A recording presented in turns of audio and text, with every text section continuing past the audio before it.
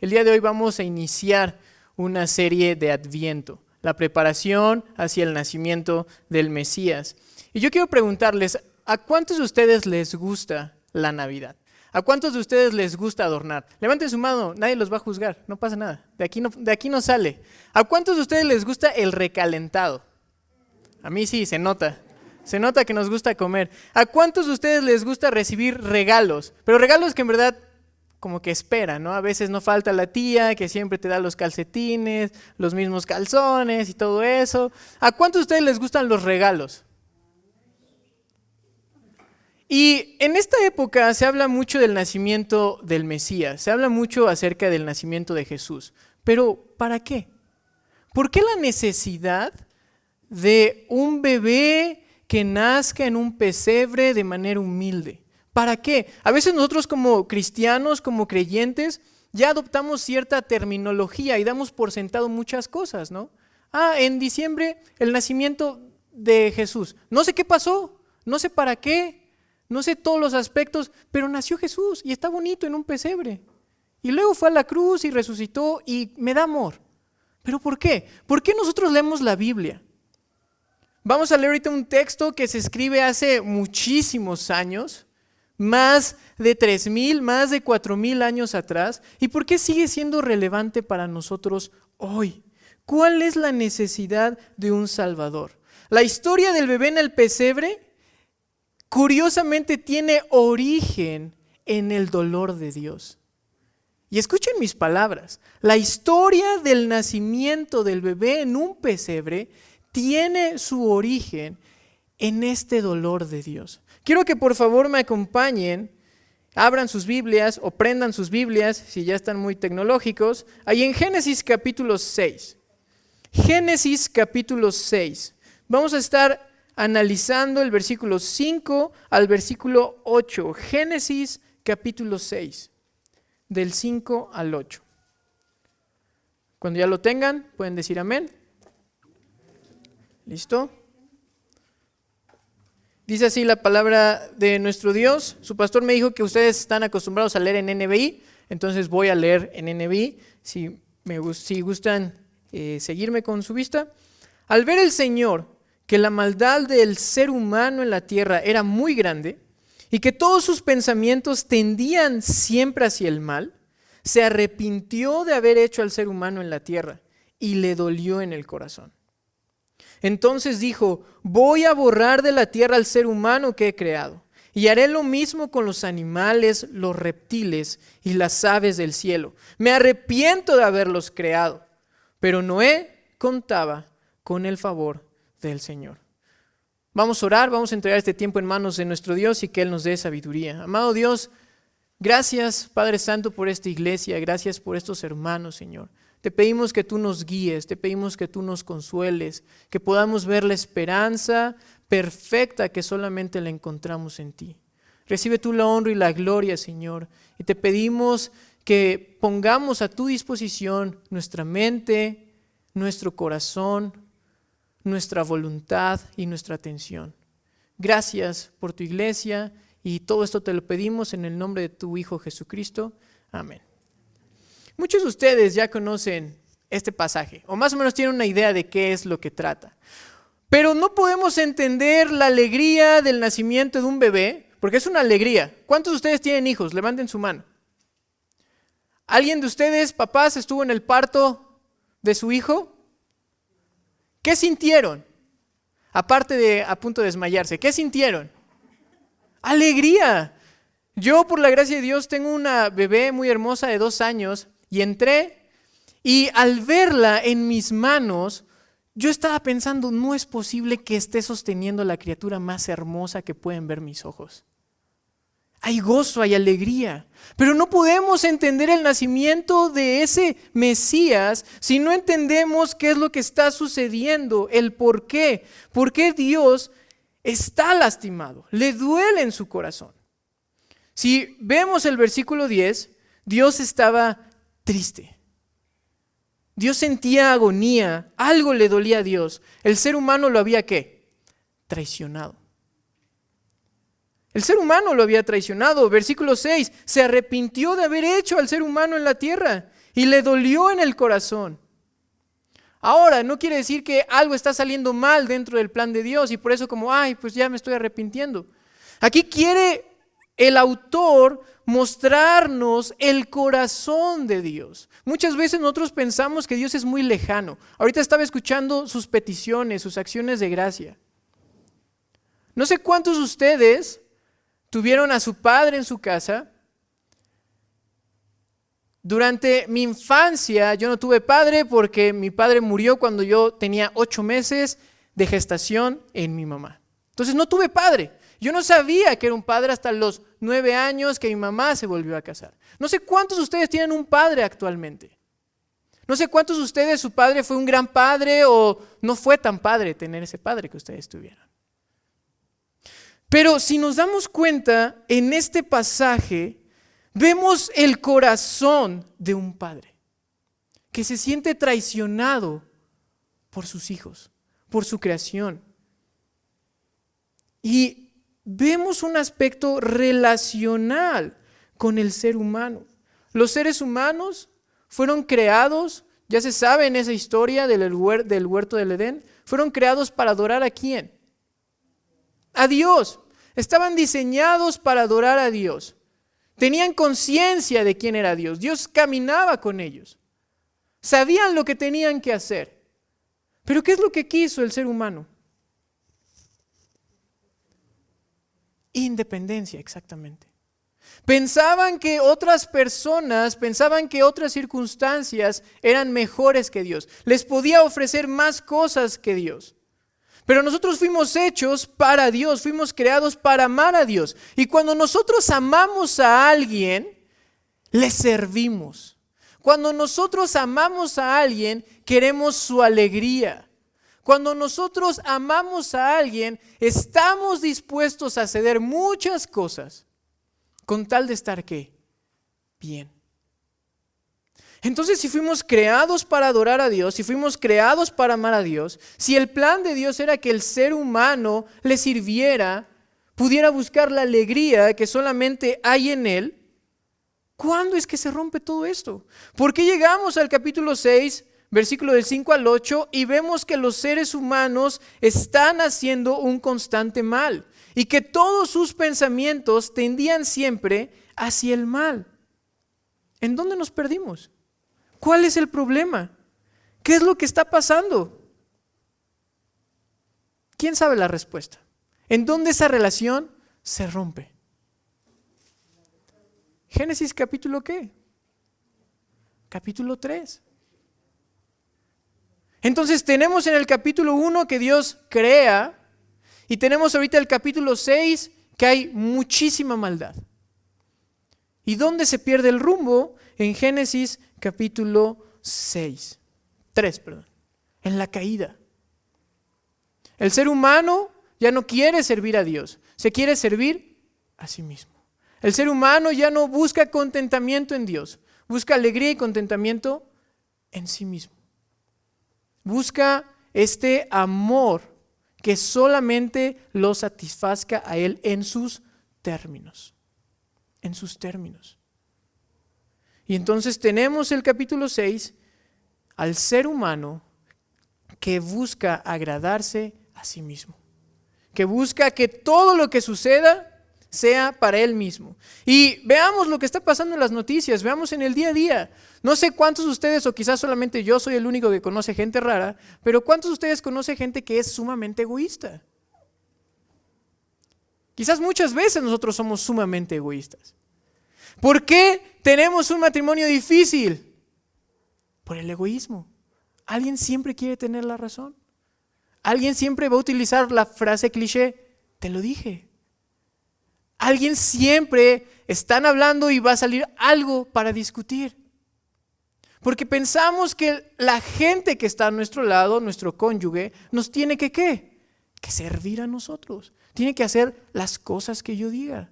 Porque es difícil criar hijos. Porque es difícil tener hijos. Porque los hijos ¿qué quieren? Sí, papá, dame más reglas. Me encantan las reglas, papá. ¿Qué más tienes para mí? Porque ya te obedecí siempre.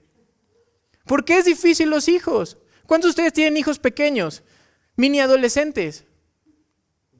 ¿Por qué son difíciles? Porque quieren ¿qué? Su bienestar. Quieren comer galletas todo el tiempo. Quieren ver la tele todo el tiempo. Es el egoísmo. ¿Por qué es difícil la dinámica laboral? No sé cuántos de ustedes trabajan en alguna compañía, en alguna empresa, tienen negocio propio. No sé cuántos de ustedes han estado en venta al mostrador o servicio al cliente, pero tratar con gente es sumamente difícil. Sumamente difícil. ¿Por qué? Por el egoísmo. Y no solamente eso, lo trasladamos a nuestras iglesias y la gente quiere, en lugar de servir, quiere ser servido. Y entonces empieza la queja. Me quejo en mi casa, me quejo en mi trabajo, me quejo con mis hijos, me quejo en la iglesia. ¿Por qué? Porque no estamos lejos de lo que está sucediendo en Génesis capítulo 6. El egoísmo. Gente cada vez es egoísta. Se frustra si no hacemos las cosas que ellos quieren. Pero la historia acaba ahí. El mundo ya es egoísta y pues ya, todo está mal, todo está fatalista, no hay nada que hacer. Ahí acaba la historia. Estos quizás son algunos ejemplos sencillos o burdos, pero veamos un poco más. ¿Por qué la gente mata? ¿Por qué la gente inventa chismes? ¿Por qué la gente en general es complicada, difícil? Por el corazón. Actualmente la gente sigue haciendo lo de Génesis capítulo 6. Hace el constante mal. Entonces póngase esta escena. Encarnemos esto que está sucediendo en Génesis capítulo 6 y por qué vamos a ver o van a ustedes a estudiar en estas semanas el nacimiento del Salvador. Porque ahorita vamos a dejar esa base, esos fundamentos. ¿Qué tiene que ver Génesis capítulo 6? Es antes del diluvio. ¿A nosotros qué? No estamos en esa era, en esa época. Pero nos damos cuenta que la gente estaba haciendo cosas que hacen hoy en día. Y entonces Dios ve su creación, le duele, le pesa, que Dios habiendo entregado todo, dando todo, la gente siempre quiere mucho más. ¿A cuántos de ustedes les gusta ver películas? ¿Les gusta el cine? A mí me encanta. Bueno, hay una frase que sale en una película, no sé si han visto la de Pasajeros, pero en esa película sale una frase que está ahí un robot, un camarero, y le dice a la otra persona, ¿por qué está triste? ¿Por qué está pensando mucho las cosas? Y él le dice, es que estoy pensando, imaginando, planeando en a dónde yo quiero estar, a dónde yo quiero llegar, qué es lo que quiero hacer. Y él le dice, mira, cuando tú llegues a ese punto, siempre vas a querer algo más. Nunca vas a estar satisfecho con lo que tienes. Por lo tanto, no disfrutas lo que está sucediendo hoy. Muchos de nosotros queremos que Dios haga cosas para nuestro beneficio.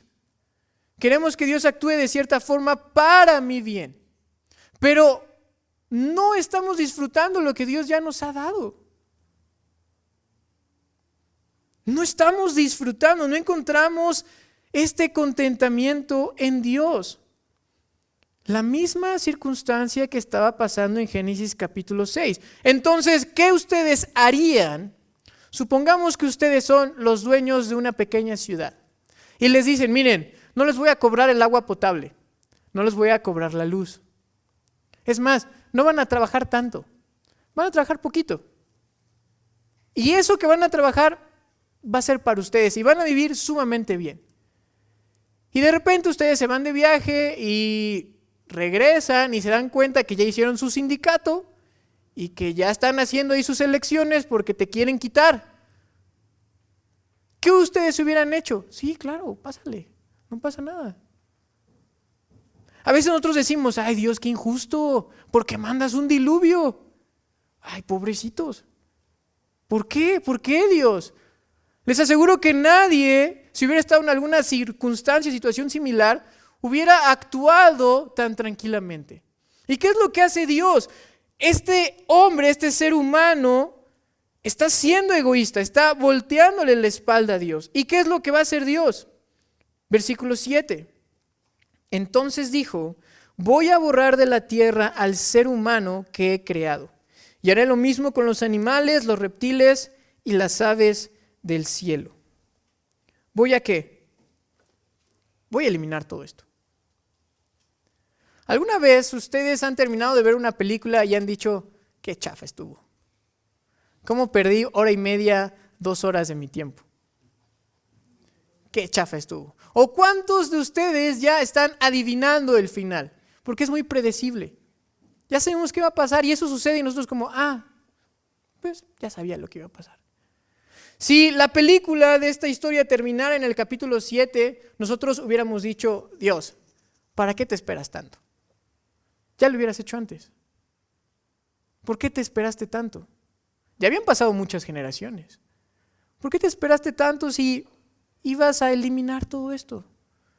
No estábamos hablando sobre la historia de un bebé lleno de amor que iba a nacer en un pesebre.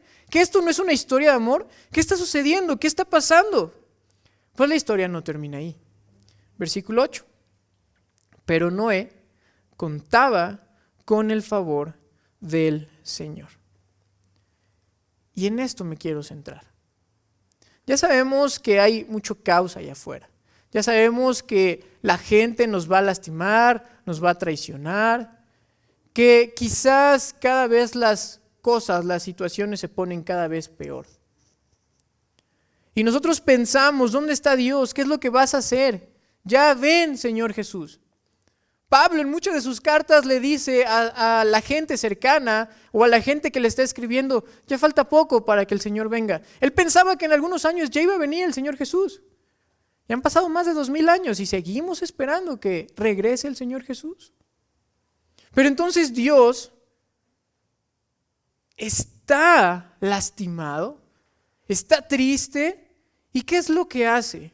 Muestra lo que nos muestra cada día. Muestra misericordia, muestra amor y muestra gracia. Versículo 8. Pero Noé contaba con el favor del Señor. Noé y su familia es salvada del diluvio. ¿Cuántas personas se salvan? Ahorita como que, lo olvidé. ¿Cuántas personas se salvan? 8. Así es. De 8 personas se vuelve a poblar, ¿qué? La tierra.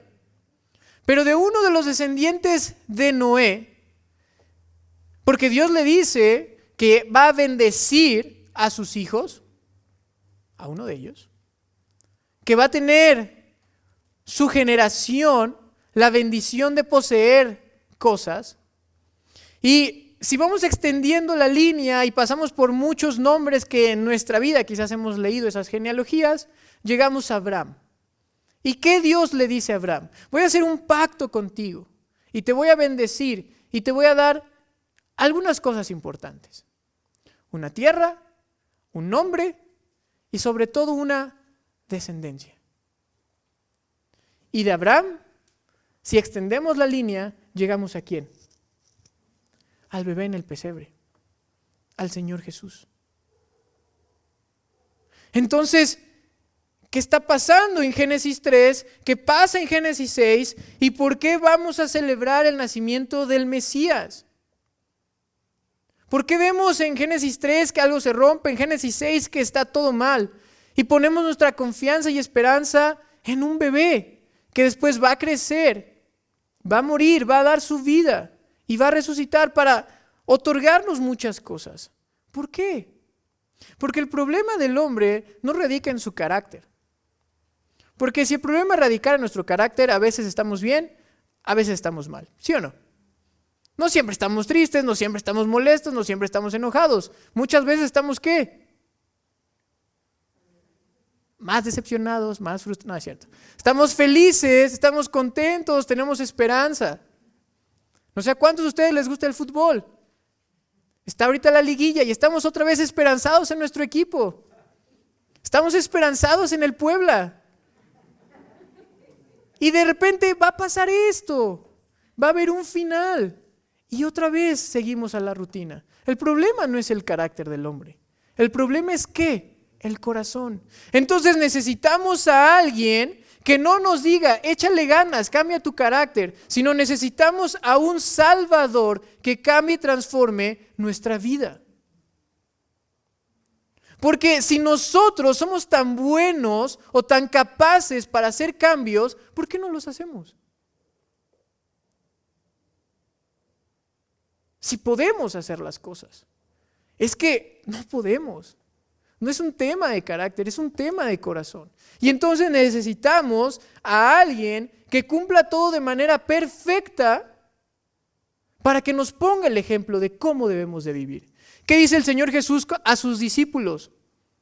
Yo he venido para darles paz, para darles vida, para darles amor y para cumplir de manera perfecta lo que el Padre me ha enviado.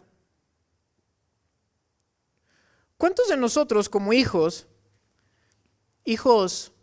terrenales, hijos de sangre, tenemos palomita con nuestros padres? Y si lo trasladamos en el plano de hijos de Dios, ¿cuántos de nosotros tenemos palomita con Dios? Ah, mira, siempre me obedece. Ve a mi siervo Caleb, siempre me obedece. ¿Cuántos de nosotros tenemos palomita con Dios? Pero lo interesante es que Dios ya no dice, te voy a mandar un diluvio porque hace un pacto con Noé, sino que Dios a través de su Hijo Jesucristo, de su único Hijo, nos está ofreciendo una oportunidad. ¿Para qué? Para sentirnos amados, perdonados, como nunca lo habíamos sentido. Porque no hay nadie que llene nuestro corazón. Porque nosotros estamos diseñados para adorar y amar a algo más grande. Si ponemos todas nuestras fuerzas, nuestra esperanza en algo que sabemos que va a morir, ¿nos va a qué? Nos va a frustrar. Si ponemos nuestra esperanza, toda nuestra voluntad, nuestro corazón, nuestro sentimiento en algo que sabemos que nos va a fallar y cuando nos falla, ¿qué vamos a hacer? Si sabemos o si pensamos que vamos a poner nuestra voluntad, nuestro deseo, nuestra mente, nuestro corazón en alguien que quizás cambie, ¿cuántos de ustedes han conocido a personas que dicen, ¿qué te ha pasado? Ya no eres el mismo. O los que están casados, ¿qué onda? De novio no eras así. O los que tienen hijos, ¿qué le pasó a mi hijo? Estaba tan bonito y chiquito. Entonces, si ponemos nuestra confianza, esperanza y completamente nuestro amor en algo que sabemos que va a morir, que sabemos que va a cambiar y sabemos que va a fallar, vamos a vivir nuestras vidas frustradas. Y por eso hay tanta gente que está amargada. Porque las cosas no les salen como quieren. Pues porque necesitamos a ese bebé que va a nacer, no me voy a adelantar, pero nace de la forma más frágil, pero que está apuntando a una gran corona, a un gran sacrificio, a un gran amor, a una gran transformación. Tal vez el día de hoy sigues luchando con esas cosas que quizás estaba pasando en Génesis capítulo 6. ¿Quieres o tienes la idea y las ganas de hoy sí le voy a echar ganas? Y ahorita que venías para acá, había tráfico, saliste tarde. No se levantó alguien temprano, ya no desayunaste. Y ahorita estás pensando, ¿y qué voy a comer? ¿Qué se me antoja? Y pasan muchas cosas y tú dices, pero Dios, no, es que sí le quiero echar ganas. Pero de repente pasa alguna cosa y empezamos, un poquito de chisme no le cae nada mal a nadie. Nos damos cuenta que muchas veces no hacemos las cosas que Dios nos está pidiendo. ¿Y qué hacemos? Bueno, pues ya, mañana será otro día. Aférrate a la esperanza que hay en Cristo. Vamos a tener estas luchas, pero ve la gracia, el amor y la misericordia que encuentras en Jesucristo. Este Dios no es este Padre que está esperando a que llegues para darte unas nalgadas, para darte con la vara. A veces tenemos la imagen de Dios como alguien que siempre está enojado, como alguien que me va a regañar, como alguien que me va a decir, no, es que no eres un buen hijo. Y se nos olvida este aspecto relacional de que a Dios le está doliendo cómo vives, pero aún así decide amarte, decide entregar a su único hijo y decide darte una nueva oportunidad. No vas a hacer siempre las mejores cosas, pero ¿qué crees? Va a haber un punto en donde ya todo va a ser perfecto, pero te debes de aferrar a Jesucristo, aquel que puede cambiar todas las cosas. Quiero terminar con esto. Honra a Dios con tu vida. Si tú como padre, como madre, quieres que tus hijos te den honra, ¿por qué no honras a Dios? Pero cuando venga ese momento en donde estás fallando, no te alejes, no te vayas, no te sientas con Dios. Al contrario, busca este perdón, busca acercarte con Dios.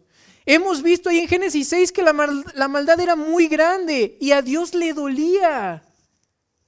Ahorita que hemos escuchado ciertas cosas, ¿ustedes no creen que a Dios le duele eso? ¿O está diciendo, sí, alguien falta, algo les falta?